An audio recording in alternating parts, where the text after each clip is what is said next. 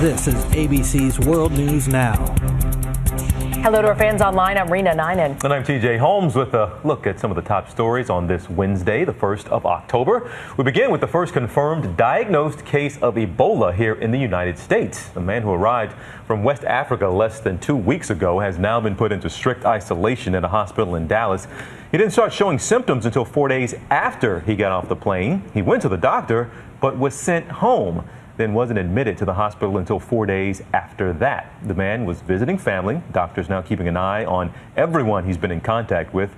The director of the CDC says despite this scare, there's no danger of an Ebola outbreak in the U.S. Colorado Supreme Court is considering a medical marijuana lawsuit being watched across the country. It involves a quadriplegic who was fired after failing a drug test.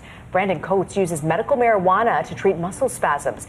He said he never got high at work, but his former employer, Dish Network, argues that marijuana remains illegal at the federal level and violates its drug-free policy. And Olympic swimmer Michael Phelps is apologizing for his arrest on drunk driving charges. Police in Baltimore say the gold medalist was stopped for speeding and then failed a field sobriety test. He was arrested on similar charges 10 years ago. Phelps came out of retirement this year with an eye toward competing in the Rio Summer Games in 2016. And if you were one of the people who thought caffeine in your underwear would make you thinner, think again. The Federal Trade Commission says you were had. Caffeinated underwear does not help you lose weight, and you can get your money back. Two companies that make the so-called shapewear have agreed to refund $1.5 million to consumers. Now that's the real skinny on the gimmick. Get more news anytime at abcnews.com. I'm Rena Ninen. And I'm TJ Holmes. Thanks so much for watching.